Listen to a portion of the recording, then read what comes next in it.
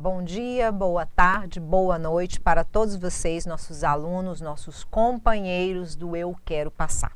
Espero que os estudos de vocês estejam indo de vento em polpa, que ao abrir a sua prova, seu caderno de prova, se visualizar o seu texto, vocês se sintam mais e mais confortáveis, tendo a certeza de que aquele texto, ele é o seu amigo, é ele que proporcionará a sua aprovação, a sua gabaritação dentro da prova de língua portuguesa. Vocês têm que olhar a prova como amiga, como aquela que será fácil de resolver e não como algo que possa assustar ou prejudicar ou impedir, certo? Então vamos dar continuidade às nossas aulas de leitura e interpretação de texto porque não temos tempo a perder.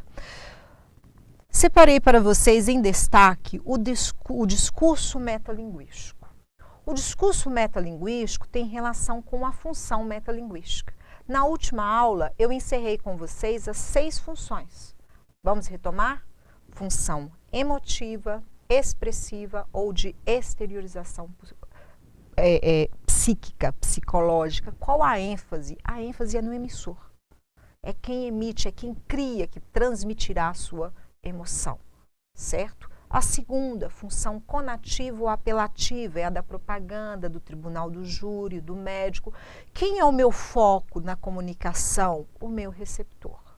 A terceira é a função referencial ou função informativa. Ela tem um caráter mais objetivo, uma linguagem mais denotativa.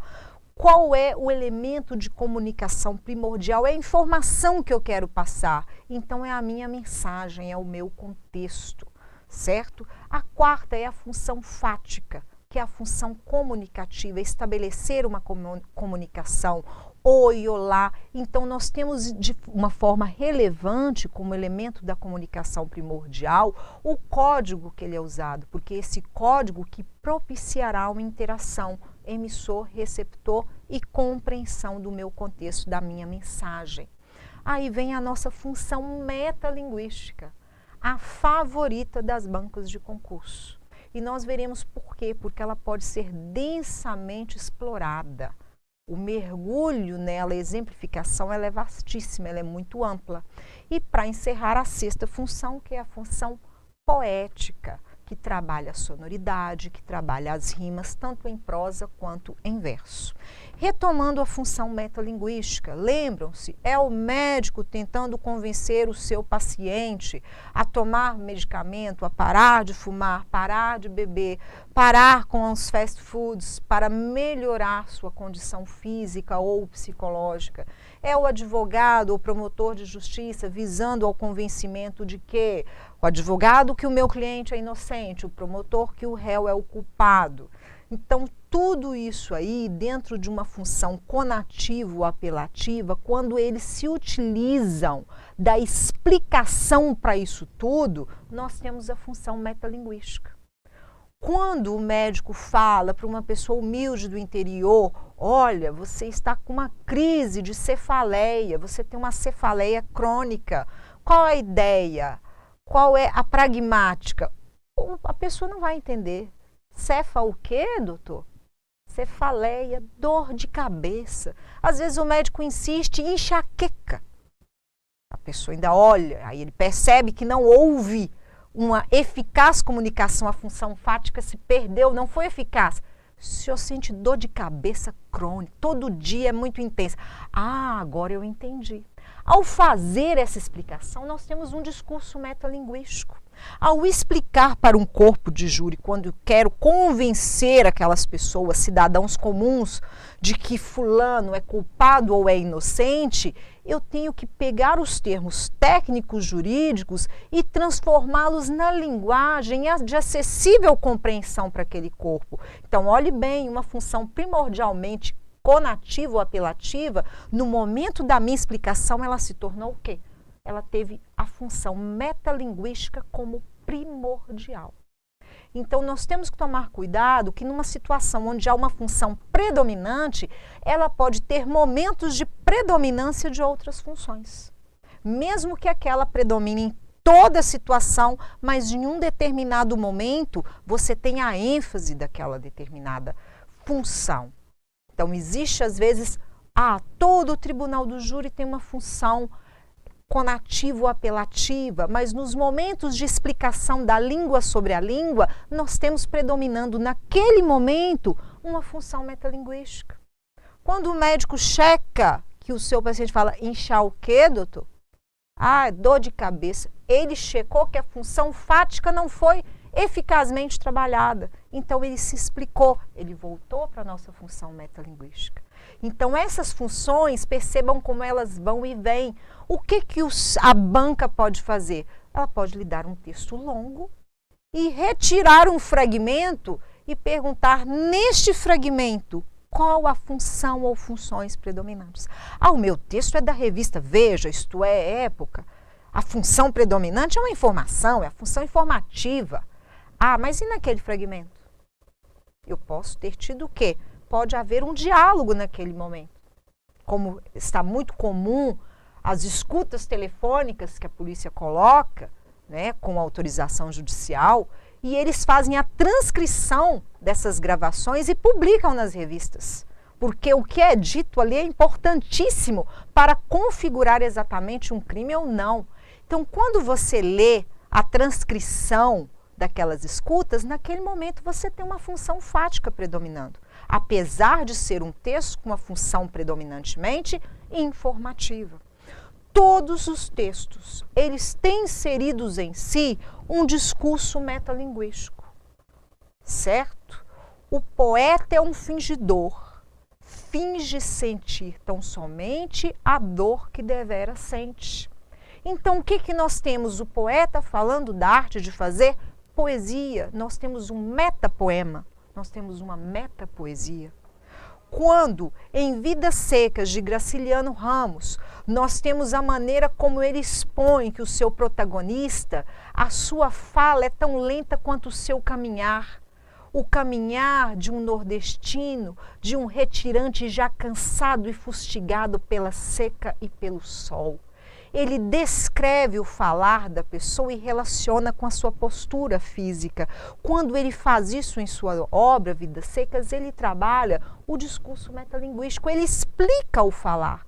Por que ele fala desse jeito? Quando Euclides da Cunha diz que o sertanejo, ele é forte, o que o fez forte foi a sua terra. Ele explica como a terra, como aquela região árida transformou o sertanejo em alguém forte. Ele usa o discurso metalinguístico. Nós temos uma metalinguagem, um discurso que tem a prosa, está na prosa, mas tem inserida nela uma metalinguagem. Então, a metalinguagem, ela existe ao nosso redor a todos os momentos, nas explicações. Os seus livros de direito administrativo, direito constitucional, direitos humanos, língua portuguesa. O que é regência? O que é um ditongo crescente, ditongo decrescente? Neste momento, o seu livro, ele apresenta um discurso metalinguístico, porque ele explica tudo aquilo. A sua receita, ela também pode ter um discurso metalinguístico. Não não misture o seu creme na batedeira. Ele tem que ser batido à mão para que, e vem uma explicação, para que você não faça aquilo daquela maneira. Então, o que acontece? Qual a função primordial da metalinguagem? Além de dar uma explicação, de enriquecer para garantir que a sua comunicação foi eficaz, ela tem por trás dela um caráter informativo. Ela tem por trás dela um caráter fático. Olha o exemplo do médico. Cefaleia, cefa o quê, doutor? O jornalista, o bom jornalista, o bom repórter, ele se utiliza da função metalinguística. No Brasil já se tornou comum hoje o cidadão saber o que quer dizer um crime doloso. Porque os nossos jornalistas, ao fazerem a sua matéria, eles falam: ele será indiciado por um homicídio doloso, ou seja, aquele com a intenção de matar. Então, algo que não fazia parte do vocabulário, do conhecimento popular no Brasil, começou a fazer. a partir do discurso metalinguístico dos nossos jornalistas. O discurso metalinguístico exige o quê? Conhecimento. Preparo, porque às vezes ele não sabe, mas ele se prepara para saber, ele se prepara para falar. Certos termos técnicos, eles têm que ser colocados dentro de uma situação sociocomunicativa que gere a compreensão. Isso que é a pragmática que nós já vimos nas nossas primeiras aulas. Certinho? O discurso metalinguístico, ele descreve outra linguagem ou qualquer sistema linguístico de significação. O assunto básico, qual é? A própria linguagem que tem a finalidade de discutir, de explicar ou de enaltecer o poder de expressividade da linguagem. O que é esse enaltecer? Um filme não tão recente, mas que já está se tornando um clássico, é um filme sobre a vida de Alfred Hitchcock, que é o mestre do suspense. Então, o que nós temos neste filme? Esse filme retrata como Hitchcock produzia e gravava, filmava os seus filmes. Nós temos um filme falando da arte de fazer filmes, o clássico do suspense. Nós enaltecemos a arte, em especial do Hitchcock.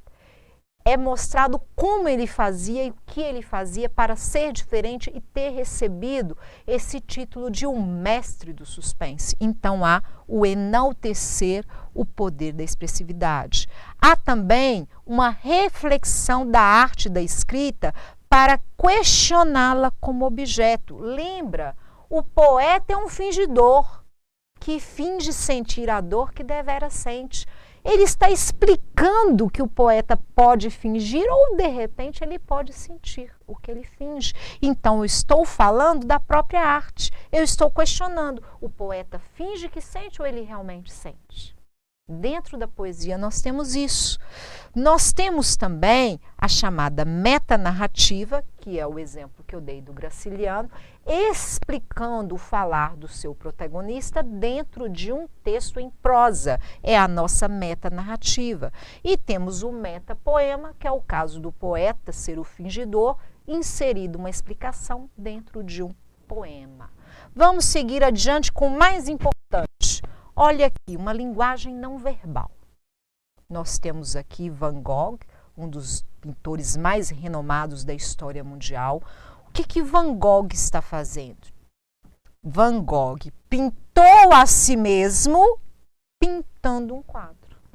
Um pintor pintando a si mesma, retratando a arte da pintura. Nós temos uma função metalinguística. Ele explica a própria linguagem que ele usa. Que linguagem ele usa para expressar a arte? A pintura. Então, ele pintou a si mesmo pintando um quadro. Uma função tipicamente metalinguística. Vamos adiante. Nós temos aqui a pintora Frida Kahlo. É uma função metalinguística. Certo ou errado? Um segundo para pensar. Quem falou que é metalinguística, errou. Sabem por quê? Eu não tenho Frida Kahlo, isso é uma foto. Ela é a Frida Kahlo retratando a si mesma. Pergunta, a Frida Kahlo pintou a si mesma pintando um quadro? Não, não foi isso. A Frida Kahlo pintou a si mesma expressando o modo como ela se vê. Ela se vê desta maneira. Então, ela usou primordialmente uma função emotivo-expressiva. Se ela tivesse pintado a si mesma, pintando o quadro, nós teríamos a metalinguagem. Vocês viram como um detalhe importante? O Van Gogh pintou a si mesmo fazendo a pintura, função predominante, metalinguística. Frida Kahlo pintou a si mesma retratando como ela se vê, um autorretrato. Ela não estava pintando, função predominante, função emotiva. Então, com essas sutilezas da linguagem não verbal, nós terminamos a aula de hoje sobre o discurso metalinguístico e Continuaremos com o discurso metalinguístico na próxima aula, com exemplos em textos variados, de escritores variados, de fontes variadas. Bons estudos para vocês, até a próxima.